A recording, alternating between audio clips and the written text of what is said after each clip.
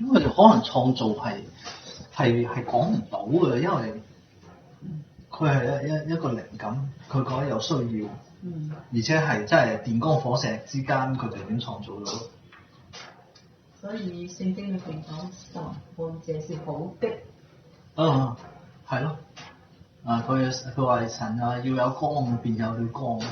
神看光是好的，於是便將光同暗分開了。我自己咧就中意係咁，即係我個心，我突然間知道我需要光，其實真係即刻就有光。即係我要覺悟啲乜嘢，我要理解啲乜嘢，我要理解呢句話咩意思，呢個文字咩意思咁。佢即刻就理解㗎。咁神奇嘅咩？係啊，就係咁神奇。我要理解咁樣一睇就知。咁你理解咧，我咧就中意咧，即係如果你真係理解一件事情嘅話咧，你可以左邊嚟一個解釋，右邊嚟一個解釋，從多角度，多個角度你都可以解釋，咁你先至真正明白。即係我哋咧係有咩醫方明啊、功巧明啊咁樣。譬如呢句話易經上面呢句話或者聖經上面呢句話，咁如果喺醫藥方面佢係點解釋嘅咧？要呢啲角度都可以解釋到。你跨界咯。要呢啲角度解釋得到先得嘅。即係佢其實都你講咗呢樣，即係打破咗嗰種界限。唔係㗎，如果你即係你揾得，你以為佢裏邊內在其實係有一個規律。因為咧，首先咧嗰個原理咧就係話真理，佢喺棵草上邊又有，花上邊又有，空氣水入邊都有，我哋每個人都有，乃至塔王張子強都有，真係㗎，佢哋每個人都有。都有所謂嘅上帝啊、神啊、各種宗教所描述嘅嘢啦，各種嘅真理啦咁樣。咁所以咧要我哋亦都活喺個大自然當中，同大自然溝通。我哋中國人病咗會食中藥，會針灸咁樣。咁呢啲嘢如果係真理嘅話，佢一定可以喺棵花上面解釋得到嘅。喺隻牛身上面解釋得到嘅。我一定要係大自然萬物，你都可以點得出個神喺邊度。如果唔係嘅話咧，就落入咗嗰啲我啱啱講嗰啲渣嘅宗教咧，佢打包概念，係咪？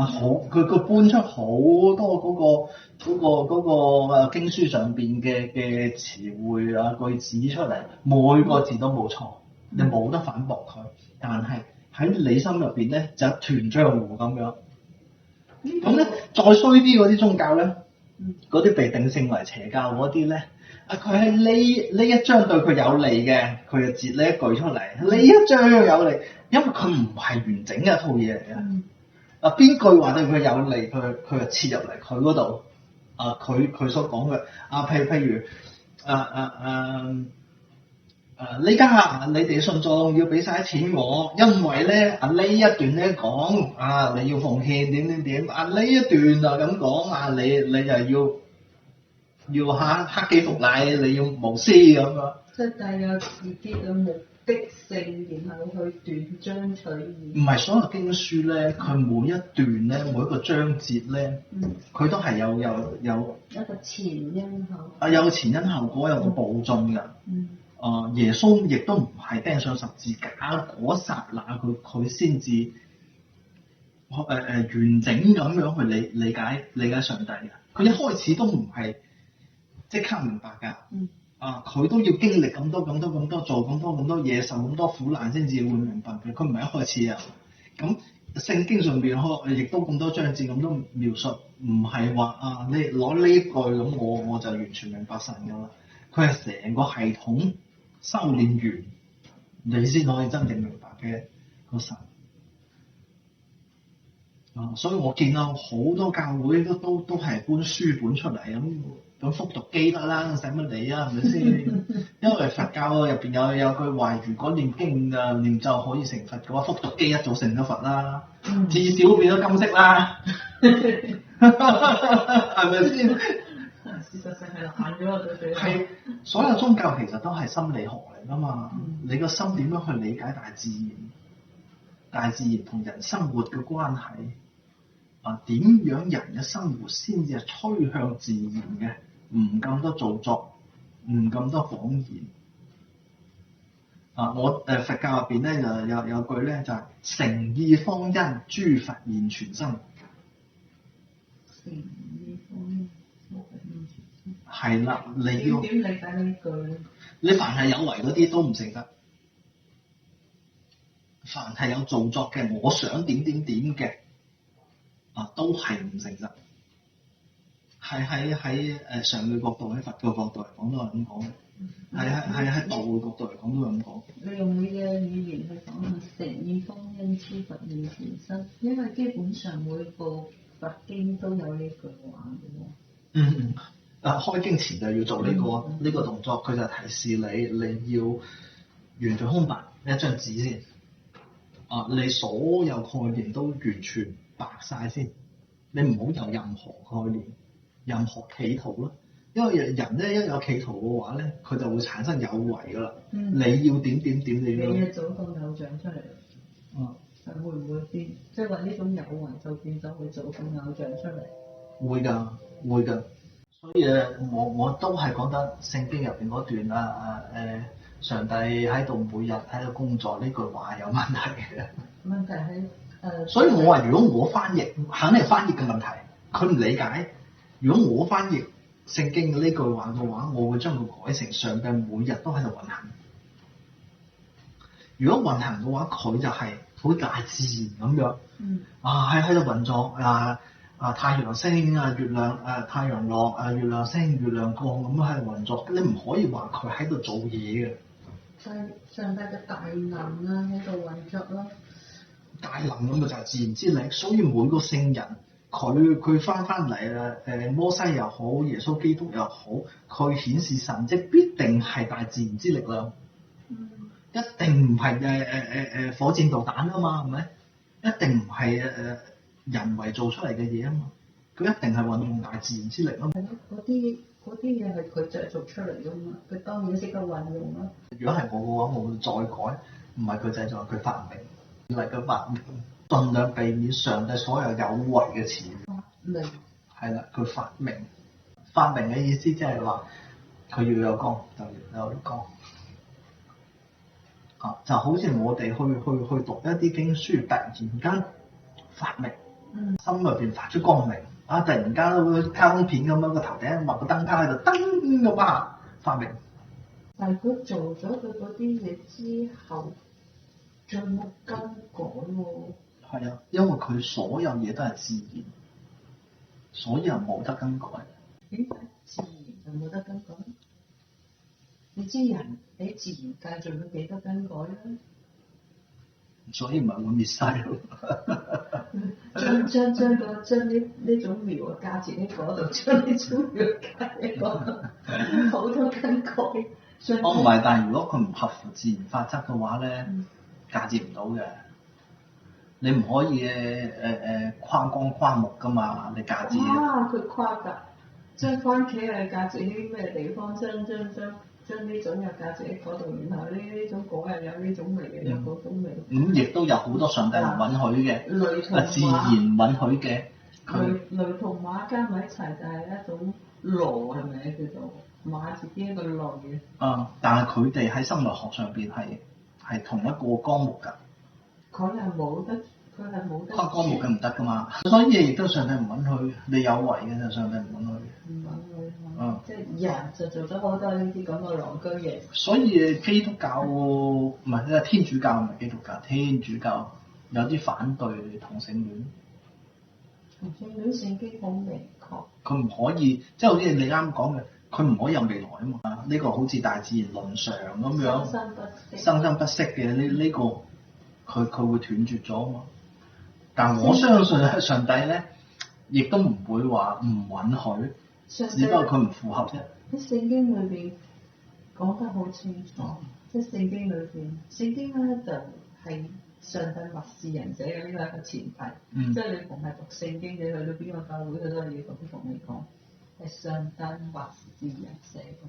嗯咁所以咧，佢有專門提到同性戀嘅。上帝創造人，阿川寶啱啱先講啦嘛，上帝創造嘅就係一個男一個女人，冇嗰種不男不女嘅咯，嗰啲嘢，而且係一夫一妻。好多真係好多即係基督嘅嘢咧，同佛教好相似嘅。你啱啱講到默示人咯，佛教入邊咧叫做如是我聞。佛教點解會如是我聞，即係好似我感受到咁樣。好似我當面同你講嘅啫。係啦。如是。嗰個聞咧係 feel 嗯。感受，我好似咁感受。唔係聽聞嘅意思。唔係。都佢聽聞嗰個解釋都冇錯，但係如果你真係用佛教嘅獨有嘅哲學嚟講解釋嘅話咧，佢就只可以講係感受。感受。咁聖經會唔會係一字一句教落寫嘅？唔係，咁你要上帝嘅聲音。有上帝嘅聲音。上帝嘅語言，上帝嘅聲音。啟示錄就好似。有啲係耳仔聽到嘅，但係其他人聽唔到喎。咁明明就係 feel 啦。係，都係以前我問。係咪先？咁上帝聽到好似係洪秀全咁啊！上帝同我講咁啊，係嘛？成個大殿入邊係嘛？個其他8個王都聽唔到，係得佢聽到。嗰個應該係假嘅啦。我啱講到邪教，佢就會搬呢有用嘅喺佢嗰度，呢度就可以定義為邪教啦。因為所有宗教佢都係話克己復禮，克制自己嘅慾望，去感受自然。你有慾望嗰時就感受唔到自然啊！你感受唔到自然就等同於自然就上帝，你就冇辦法同上帝溝通嘅。但係如果你出於慾望話上帝咁講，咁就定義為邪教㗎啦。冇錯，咁佢都幾夠膽啦，做咁大件惡事。佢而家佢真係做好大嘅惡事，當時嘅人口少咗1/4，係咪？咁恐龍滅絕咧，都係上帝嘅旨意。只要你心態唔平衡嘅，佢就將滅亡。我哋喺聖經度都讀到啦，上帝會興起一個民族，你都冇聽過。我必興起。然後會救翻你，好似藤條炆豬肉咁。咁你肯定係先進嘅文明去淘汰舊嘅文明㗎啦。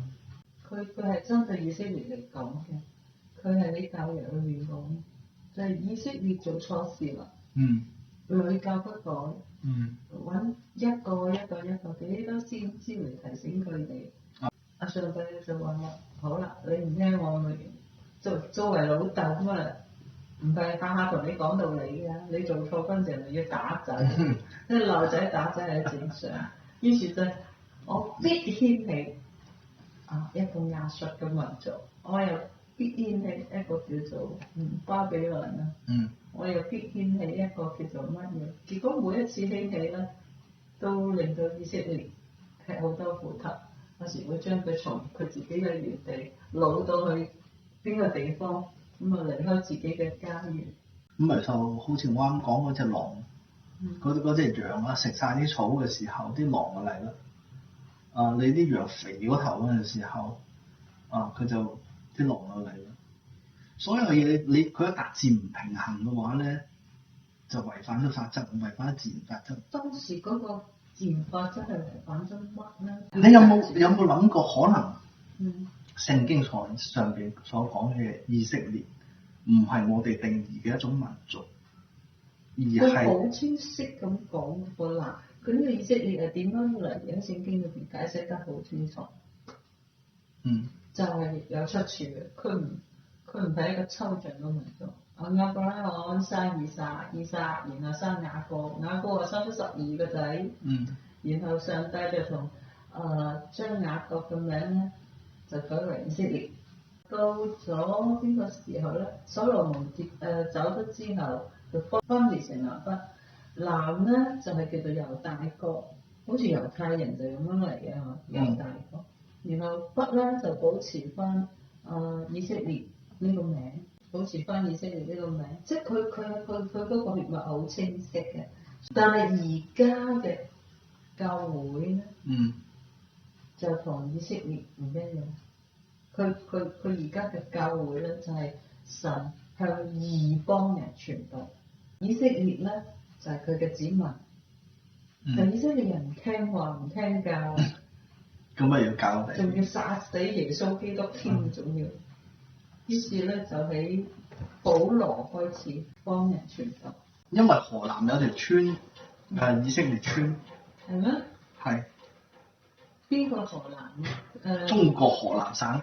我信。駐馬店旁邊。我以為廣州河南。中國河南駐馬店旁邊有條村，以色列村，成條村都係以色列人。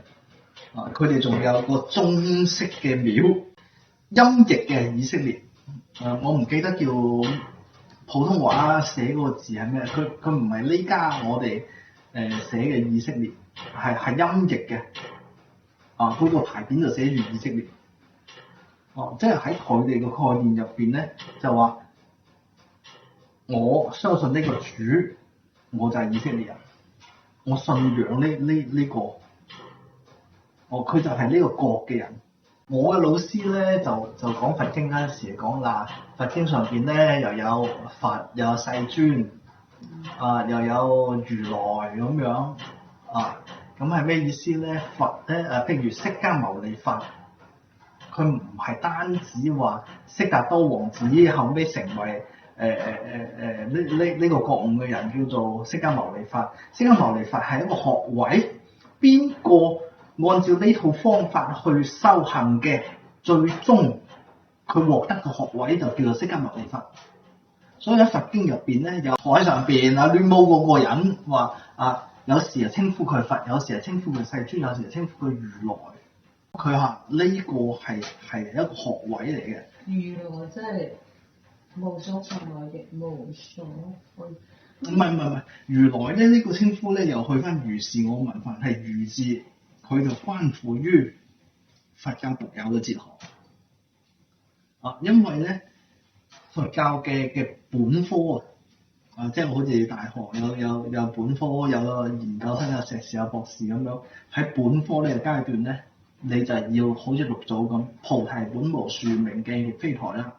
咁咧喺獲得本科學位嘅人去睇住上邊呢個老師喺度教我嘢嘅時候咧，第一個避免偶像崇拜，第二個我想問你呢個問題，因為佢菩提本無樹，明鏡亦非台，一切都係虛幻嘅，一切都係如夢幻泡影。我哋呢家發緊夢，夢見有個老師同我喺度講課，所以佢就稱之為如來。咁點解喺佛教裏邊有咁多嘅像咧？但係咧喺泰國同埋西藏嚟講咧，佢係有叫自身佛像嘅，即係你最終經過好多時間段嘅生死，好多世啦，我可以咁講，好多世，你最後就咁樣。你最後咁樣，大雄寶殿上邊嗰個釋迦牟尼像，佢係學位，邊個去到嗰個學位嗰時就係咁樣。啲生物學上邊講咧，就話我哋嘅有好多腦電波，咁喺經書上邊解釋咧，呢個叫萬法圓融，佢唔滅除佢自己嘅念頭想法，腦袋入邊嘅腦電波，佢唔打斷佢個腦電波，成頭都係腦電波。一個諗法，一個諗法，一個諗法，一個諗法，但係每個法咧，佢都回旋翻佢個內心入邊。咁咧，光偷嗰啲咧，出家人啊，嗰啲和尚咧，佢係打斷腦電波嘅，一念不生嘅，佢係用呢種修練方法嘅，所以佢最終學位咧就冇辦法釋迦牟尼佛嘅。佢係阿羅漢嘅，因為佢係打斷腦電波，所以佢上邊一乜都冇嘅，佢心入邊都冇，佢就斷晒所有嘅。有咁嘅講教咩？有㗎，好多佛教入邊嘅秘密咧，就真係秘傳嘅。日本開放啲，日本嘅和尚係講得多啲，佢會講俾喬布斯聽點樣去打坐修練，成個蘋果嘅所有產品線都係按照冥想方法設計出嚟嘅。冥想方法設計出嚟。嗰個 iPhone 咧，下邊咪有粒掣嘅。咁喺冥想入邊咧，你個心咧要放喺個丹田呢度啟動佢，你個肚臍下邊呢度一撳就會冥想入邊就會出一個功能界面。你好多諗法都喺上邊。你可以打開一個諗法，去細細咁去解讀佢，你自己嘅諗法，你自己嘅想像，呢個想像運行落去會點樣？好啦，好多想法啦，個人零亂啦，一撳 iPhone 下邊嗰個肚臍，又收翻嚟。